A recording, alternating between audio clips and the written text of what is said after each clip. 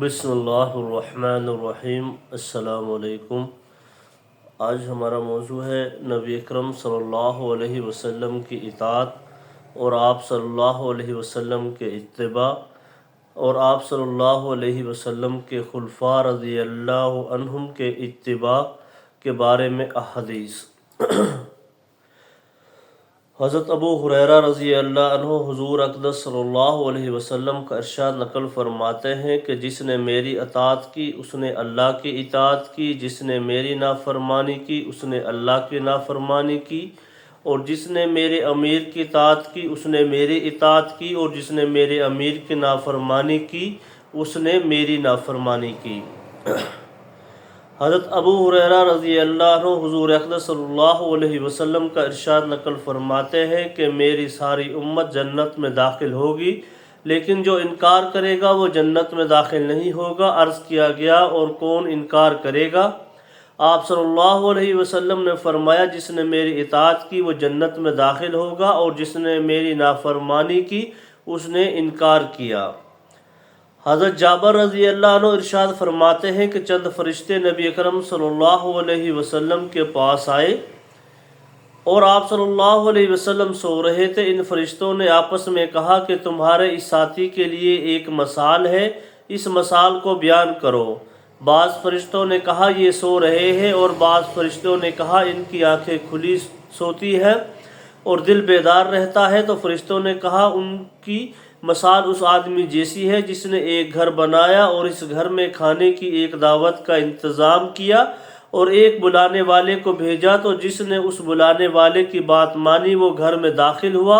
اور اس دعوت میں سے کھایا، اور جس نے اس بلانے والے کی بات نہ مانی نہ وہ گھر میں داخل ہوا اور نہ اس دعوت میں سے کھایا۔ پھر فرشتوں نے کہا اس مثال کا مطلب ان کے سامنے بیان کرو تاکہ یہ سمجھ جائے۔ اس پر بعض فرشتوں نے کہا کہ یہ تو سو رہے ہیں، اور بعض نے کہا ان کی آنکھیں کھلی ہوتی ہیں اور دل بیدار رہتا ہے۔ تب فرشتوں نے یہ مطلب بیان کیا کہ وہ گھر جنت ہے اور بلانے والے محمد صلی اللہ علیہ وسلم، لہٰذا جس نے محمد صلی اللہ علیہ وسلم کی اتباع کی،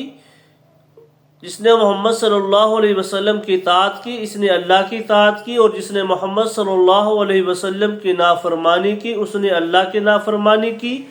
اور محمد صلی اللہ علیہ وسلم کی وجہ سے لوگوں کی دو قسمیں ہو گئیں، جس نے آپ کی مانی اس نے اللہ کی مانی اور جنت میں جائے گا، اور جس نے آپ صلی اللہ علیہ وسلم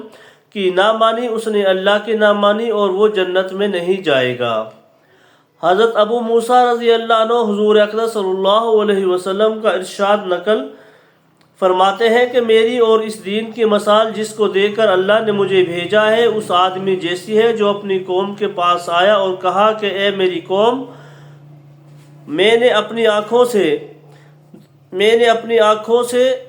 دشمن کے بڑے لشکر کو تمہاری طرف آتے ہوئے دیکھا ہے، میں تم کو بے غرض ہو کر ڈرا رہا ہوں، لہٰذا یہاں سے بھاگنے میں جلدی کرو۔ چنانچہ اس قوم میں سے کچھ لوگوں نے اس کی بات مان لی اور سر شام چل دیے اور آرام سے چلتے رہے، اور وہ تو بچ گئے، اور اس قوم میں سے کچھ لوگوں نے اسے جھوٹا سمجھا اور وہ وہیں ٹھہرے رہے۔ تو دشمن کے لشکر نے ان پر صبح حملہ کر کے ہلاک کر دیا اور ان کو بالکل ختم کر دیا۔ یہ مثال ہے ان لوگوں کی جنہوں نے میری بات مانی اور جو دین حق میں لے کر آیا اس پر عمل کیا، اور ان لوگوں کی جنہوں نے میری نافرمانی کی اور جو دین حق لے کر میں آیا اس کو جھٹلایا۔ حضرت عبداللہ رضی اللہ عنہما حضور اقدس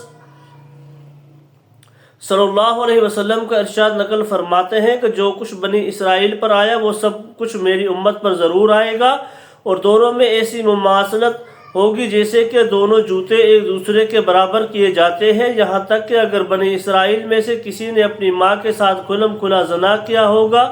تو میری امت میں بھی ایسا شخص ہوگا جو اس کام کو کرے گا۔ اور بنی اسرائیل 72 فرقوں میں تقسیم ہو گئے تھے، میری امت 73 فرقوں میں تقسیم ہو جائے گی، اور ایک فرقہ کے علاوہ باقی تمام فرقے جہنم میں جائیں گے۔ صحابہ نے عرض کیا یا رسول اللہ وہ ایک فرقہ کون سا ہوگا؟ آپ صلی اللہ علیہ وسلم نے فرمایا جو اس راستے پر چلے جس پر میں اور میرے صحابہ رضی اللہ عنہم چلے۔ صحابہ رضی اللہ عنہم ہیں۔ حضرت ارباز بن ساریہ رضی اللہ عنہ فرماتے ہیں کہ ایک دن حضور اقدس صلی اللہ علیہ وسلم نے ہمیں نماز پڑھائی اور پھر اپنے چہرہ انور کے ساتھ ہم لوگوں کی طرف متوجہ ہوئے اور ایسا مؤثر واعظ بیان فرمایا کہ جس سے آنکھوں سے آنسو جاری ہو گئے اور دل کانپ گئے۔ ایک شخص نے عرض کیا، یا رسول اللہ، آپ صلی اللہ علیہ وسلم کا یہ واعظ ایسا معلوم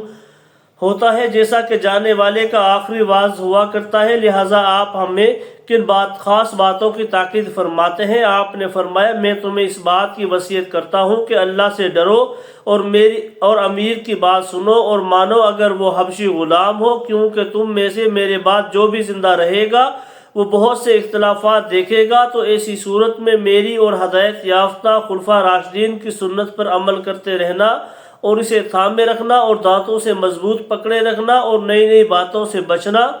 کیونکہ ہر نئی بات بدعت ہے اور ہر بدعت گمراہی ہے۔ حضرت عمر رضی اللہ عنہ حضور اکرم صلی اللہ علیہ وسلم کا ارشاد نقل فرماتے ہیں کہ میں نے اپنے رب سے اپنے بعد صحابہ رضی اللہ عنہم میں ہونے والے اختلاف کے بارے میں پوچھا تو اللہ تعالیٰ نے میرے پاس یہ وحی بھیجی کہ اے محمد صلی اللہ علیہ وسلم، آپ کے صحابہ میرے نزدیک آسمان کے ستاروں کی مانند ہیں، ہر ستارے میں نور ہے لیکن بعض ستارے دوسروں سے زیادہ روشن ہیں۔ صحابہ کی کسی امر کے بارے میں رائے مختلف ہو جائے تو جو آدمی ان میں سے کسی بھی ایک کی رائے پر عمل کر لے گا وہ میرے نزدیک ہدایت پر ہے۔ اور آپ صلی اللہ علیہ وسلم نے فرمایا، میرے صحابہ ستاروں کی مانند ہے، جس کی بھی اقتداء کرو گے ہدایت پا جاؤ گے۔ حضرت حذیفہ رضی اللہ عنہ حضور اقدس صلی اللہ علیہ وسلم کا ارشاد نقل فرماتے ہیں کہ مجھے معلوم نہیں کہ میں تم میں کتنا عرصہ رہوں گا، اور حضرت ابو بکر حضرت عمر رضی اللہ عنہما کی طرف اشارہ کرتے ہوئے فرمایا کہ میرے بعد ان دونوں کی اقتداء کرنا اور عمار کی سیرت اپناؤ، اور ابن مسعود تمہیں جو بھی بتائے اسے سچا مانو۔ حضرت بلال بن حارث مزنی رضی اللہ عنہ حضور اقدس صلی اللہ علیہ وسلم کا ارشاد نقل فرماتے ہیں کہ جس نے میرے بعد میری کسی مٹی ہوئی سنت کو زندہ کیا تو جتنے لوگ اس سنت پر عمل کریں گے ان سب کے برابر اسے اجر ملے گا، اور اس سے ان لوگوں کے اجر میں کوئی کمی نہیں آئے گی۔ اور جس نے گمراہی کا کوئی ایسا طریقہ ایجاد کیا جس سے اللہ اور اس کے رسول کبھی راضی نہیں ہو سکتے، تو جتنے لوگ اس پر عمل کریں گے ان سب کے برابر اسے گناہ ہوگا، اور اس سے ان لوگوں کے گناہ میں کوئی کمی نہیں آئے گی۔ حضرت عمر بن عوف رضی اللہ عنہ حضور اقدس صلی اللہ علیہ وسلم کا ارشاد نقل فرماتے ہیں کہ دین حجاز کی طرف ایسے سمٹ آئے گا جیسے کہ سانپ اپنے بل کی طرف سمٹ آتا ہے، اور دین حجاز میں اپنی جگہ اس طرح ضرور بنا لے گا جس طرح پہاڑی بکری شیر کے ڈر کی وجہ سے پہاڑ کی چوٹی پر اپنی جگہ بناتی ہے۔ دین شروع میں اجنبی تھا اور عنقریب پھر پہلے کی طرح اجنبی ہو جائے گا، لہٰذا ان لوگوں کے لیے خوشخبری ہے جن کو دین کی وجہ سے اجنبی سمجھا جائے، اور یہ وہ لوگ ہیں جو میرے بعد میری جس سنت کو لوگ بگاڑ دیں یہ اس سنت کو ٹھیک کر دیتے ہیں۔ حضرت انس رضی اللہ عنہ فرماتے ہیں کہ حضور اقدس صلی اللہ علیہ وسلم نے مجھے ارشاد فرمایا کہ اے میرے بیٹے، اگر تم ہر وقت اپنے دل کی یہ کیفیت بنا سکتے ہو کہ اس میں کسی کے بارے میں ذرا بھی کھوٹ نہ ہو تو ضرور ایسے کرو۔ پھر آپ نے فرمایا، اے میرے بیٹے، یہ میری سنت میں سے ہے، اور جس نے میری سنت سے محبت کی اس نے مجھ سے محبت کی، اور جس نے مجھ سے محبت کی وہ میرے ساتھ جنت میں ہوگا۔ حضرت ابن عباس رضی اللہ عنہما حضور اقدس صلی اللہ علیہ وسلم کا ارشاد نقل فرماتے ہیں کہ میری امت کے بگڑنے کے وقت جس نے میری سنت کو مضبوطی سے تھامے رکھا اسے 100 شہیدوں کا ثواب ملے گا۔ روایت بہقی کی ہے، اور طبرانی میں یہ روایت حضرت ابو ہریرہ رضی اللہ عنہ سے مروی ہے۔ اس میں یہ ہے کہ اسے 1 شہید کا ثواب ملے گا۔ حضرت ابو ہریرہ رضی اللہ عنہ حضور اقدس صلی اللہ علیہ وسلم کا ارشاد نقل فرماتے ہیں کہ میری امت کے بگڑنے کے وقت میری سنت کو مضبوطی سے تھامنے والے کو 1 شہید کا اجر ملے گا۔ حضرت ابو ہریرہ رضی اللہ عنہ حضور اقدس صلی اللہ علیہ وسلم کا ارشاد نقل فرماتے ہیں کہ میری امت کے اختلاف کے وقت میری سنت کو مضبوطی سے تھامنے والا ہاتھ میں چنگاری لینے والے کی طرح ہوگا۔ حضرت انس رضی اللہ عنہ حضور اقدس صلی اللہ علیہ وسلم کا ارشاد نقل فرماتے ہیں کہ جو میری سنت سے اعراض کرے اس کا میرے سے کوئی تعلق نہیں ہے۔ یہ روایت مسلم کی ہے، اور ابن عساکر میں یہ روایت حضرت ابن عمر رضی اللہ عنہما سے مروی ہے۔ اس کے شروع میں یہ الفاظ بھی ہیں کہ جس نے میری سنت پر عمل کیا اس کا مجھ سے تعلق ہے۔ حضرت انس رضی اللہ عنہ حضور اکرم صلی اللہ علیہ وسلم کا ارشاد نقل فرماتے ہیں کہ جس نے میری سنت کو زندہ کیا اس نے مجھ سے محبت کی، اور جس نے مجھ سے محبت کی وہ میرے ساتھ جنت میں ہوگا۔ حضرت عائشہ رضی اللہ عنہ حضور اکرم صلی اللہ علیہ وسلم کا ارشاد نقل فرماتی ہیں کہ جس نے سنت کو مضبوطی سے تھاما وہ جنت میں داخل ہوگا۔ جو کچھ پڑھا ہے اللہ تعالیٰ اس پر ہم سب کو عمل کی توفیق عطا فرمائے، اور آپ صلی اللہ علیہ وسلم کی مبارک سنتوں کو اپنانے اور اپنی زندگی میں لانے اور ان پر عمل کرنے کی توفیق عطا فرمائے۔ السلام علیکم۔